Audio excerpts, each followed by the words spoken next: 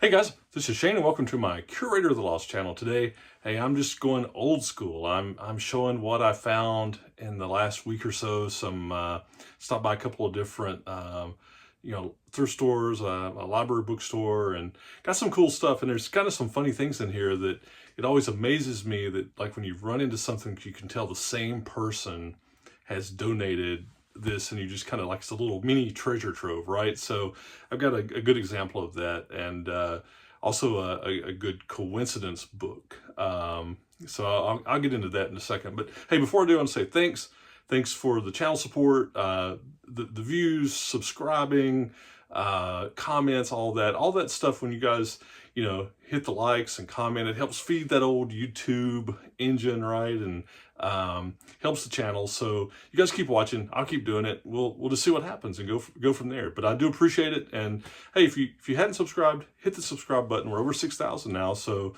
next stop's 10,000, and we might have to do some merch, right? Some cool Curator of the Lost t-shirts or something. Who knows what we'll do. So anyway, let's jump into the finds.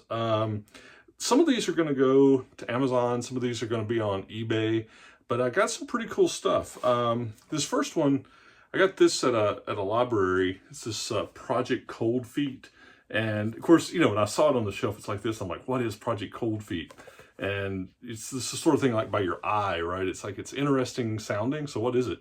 But evidently a secret mission to a Soviet ice station. So this is about a $20 book. So I paid this dot on this one. They put dots, which I had to clean off and make sure the residue's not there. I paid $2 for this one, but it's still a pretty good return. Here's one that I just thought was interesting. It's only a $12 to $15 book. I've got one that's sold, I think, for $13 on eBay, but it's this 1964 Register of Graduates from the U.S. Military Academy. So it goes, all of them from 1802 to 1964. So this is the sort of thing that obviously they will update these periodically. But if somebody had a family member, or they themselves graduated in this time frame, it's of interest, right? Maybe they were at the military academy during this year. So that's kind of the interest for this sort of thing. Paid $1 for this one. Like I said, it's not a big dollar book. It's only going to be, I've got a sold comp for 13, so I'll probably list it somewhere between 12 and 15 and see what happens. So,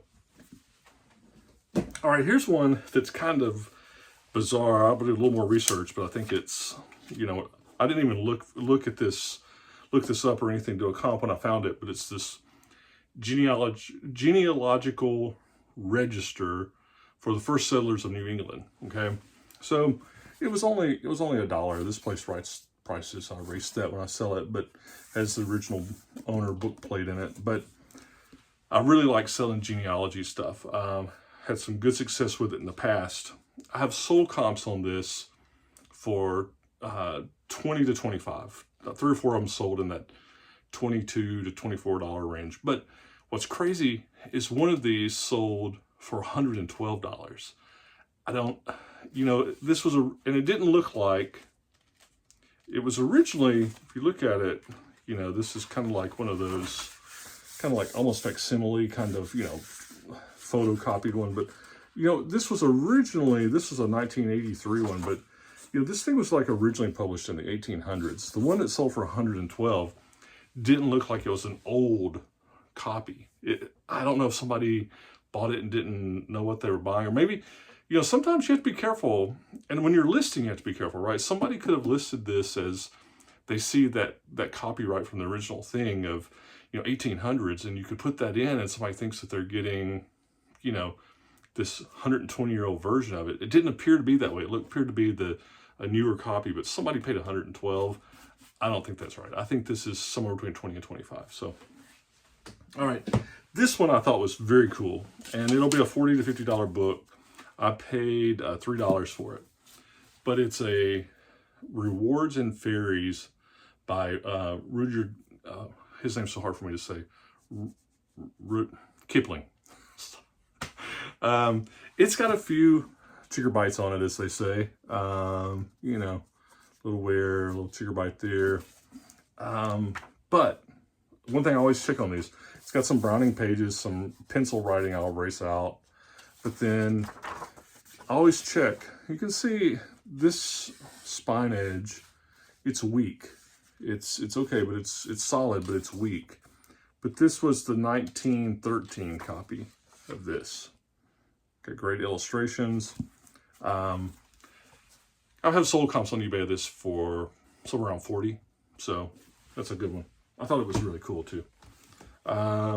Here's one, T.S. Elliot, collected poems. Actually, I'm gonna send this to Amazon. It should bring around 20 bucks on Amazon. I paid $2 for this. Man, I'm paying up this week. What's up with that? Not getting any 50-cent books. Okay, so this one, this is funny. These two books right here, all right? Rocket Propulsion Elements. What's crazy about this, I found these in two separate places, okay?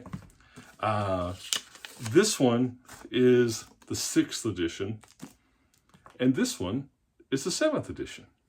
And like in the same week, I don't know if that's just total coincidence, but this one, I'm gonna send both of these to Amazon. I think they'll sell flip pretty quick there. This one sells for about 40 bucks there. This one's for about 80 bucks, okay? This one, somebody has their little tabs, so tabby things, I'll take those off. But it was funny to me that in the same week in two separate places, I found two editions of this.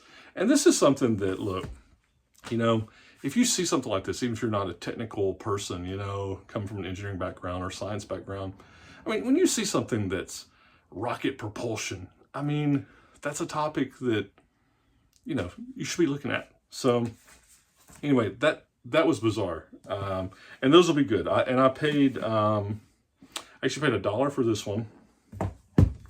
And, ooh, I paid $5 for this one.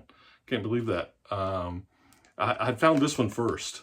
And I thought, oh, 40 bucks, $5. It should sell pretty good. And then I was in the second place, totally different.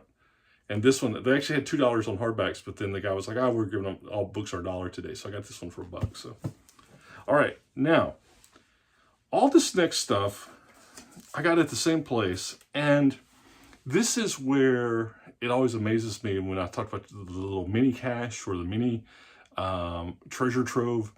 When you run into something, it's always so cool when you find something neat, find something of value, and there's a bunch of them, right? And you know that this stuff come from the same person, right? I just can't believe that it's just random people. Yes, it could be. But all these came, they were all on the shelf together, and I know it's somebody who was just clearing out, right? So the first one, this is it's a hardback, you can see Fishes of the Gulf of Maine. You know, here in the South, we know the Gulf of Mexico, but, you know, the Gulf of Maine. But see, it's got all kinds of cool, this is like a 1953 edition. It's got, let's find some more fish pictures. It's got all kinds of illustrations in it. I've got a sold comp on this for 45 bucks. What's interesting about this one is that I have the one sold comp for this exact edition, 1953, for like 45. But then there are two current editions, two listed copies of this on eBay. This is the same Bigelow and Schroeder. One's for 15 and one's for 55.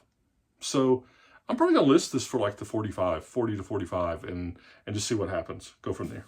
But, you know, it just shows that, I mean, in any, you know, it's this book selling business, right? Online, your pricing, if you're new to the game, even if you've been around for a while, you know, pricing is tough, right? So what I'm going to do on that, I have the current listed items. I haven't taken the time yet to go. I'll go into the eBay seller tools, you know, and I get 2-year history. I did a video on this, so, you know, on the, you know, some of the Terror Peak stuff. I'll do a 2-year history, see how it's been selling on eBay and set my price. But on current active things and things that have sold in the last 90 days, it's that $45 and then 2 listed for 15 and 55. So I get a little more data using the Terror Peak and I'll set my price. But it's always the hardest thing because you don't want to miss out on profit, but you don't want to overprice and then it sit there forever, right? So here's another example. This is one I'll probably will keep on eBay. It's this Freshwater Muzzles of Tennessee, okay? And the cheapest one on Amazon is like 220 bucks. There's one listed now on eBay for 360. Again, I haven't gone into Terapeak yet and done my 2-year history, but it has on my ScoutIQ for Amazon, it has an e-score of 0, which means it hasn't sold on Amazon in the last 6 months. So it's gonna be a longer sitter. But I paid $3 for this. No, I paid $5 for this one because I saw that. It does have, it must have been given as a gift because it had lots of people gift inscriptions on it. So, you know, but listen, if I can get $100 for it, and I'll do some research, and it may, somebody's got it for 360, I can't believe it. It hadn't sold for 220 on Amazon in 6 months. If I list on eBay and get $100 for it, it's good. But for that kind of profit potential, it's worth it for me to just take a swing at it, right? Here's another one, these cowries, okay? And there's a cowrie if you didn't know what it was. It's about a $60 book. It should sell pretty decent. So here's another one that it's probably gonna be a little bit longer city, another cowrie book, some more of the shells. Big, thick, heavy book. I'm thinking this is gonna be about another $100 book on eBay. I paid $5 for most of these big ones. These big, again, I think they're gonna be expensive books. I think they're gonna be longer setters, possibly. But for that profit, potential, I'll take a swing at it and see. All right, here was another one. This one is so heavy. So again, you see, it's all the same guy, right? And this one, I think, is about a $65 book. I think this one will sell on Amazon pretty good. I think it looked like it had a pretty low e-score, 6 or 7, something like that. So it's something like 1 a month. So that'll probably go there. And then that was all those. And then I saw this one, and this was the coolest book of illustrations. It's this Oregon Trail book. I paid $2 for it. I'm seeing this sell for about 40 bucks. And man, look at those illustrations. It's got all these, you know, what was the old, the game when you died of dysentery? But this thing is beautifully illustrated. What always is funny to me when I see the Oregon Trail, my youngest son, when he was in school, the 4th grade year, they had a bunch of history teachers that were really active, and they had an Oregon Trail thing where they had to build their wagons, and 4 or 6 kids had to they had to carry the little wagons, right? And they had all of these obstacle courses, all these things that, you know, set up at the school, and it was an all-day event. And the whole thing was, you know, could they survive the Oregon Trail? And so whenever I see Oregon Trail, I have that flashback to that day of his at school. It was so fun to watch all these little 4th graders running around with their little wagons that they'd built. And, you know, they got to go up the bleachers and down the bleachers and draw these chance cards. And, you know, okay, you know, Cousin Luke died in the river or something, you know, or it was just like the old Oregon Trail game where they're losing people. But the pioneers that did the Oregon Trail, man, these were some really hardy people. But this is a really cool illustrated book. I paid $2 for it. I'll send this one into Amazon. It'll sell for 40. So that's it. That's the finds. I don't know about you guys, but a lot of my stores are closing down for the holiday season for a few days. Like this weekend is kind of slow. No estate sales till the first of the year. However, I will remind you that January, into December, January often is a really, really good time for sourcing because people have some time off. It's their end of the year, kind of getting rid of stuff. And I even was at one of my library stores, and they were commenting on the end of the year and how many donations they were getting. And I've always found that, you know, people talk about the 4th quarter and selling into the Christmas season, but I've always found that December and January are really great times for sourcing as well. So don't forget that, and make time to hit your places extra hard here after the Christmas holiday into the new year, into January, because I believe I've seen it true the last several years that lots of donations, the stores get kind of replenished after they get hit hard over, you know, the holiday season, and you see lots of new stock coming in. So hopefully that'll be the case. You know, gotta feed the beast. So that's it. Hopefully you enjoyed it.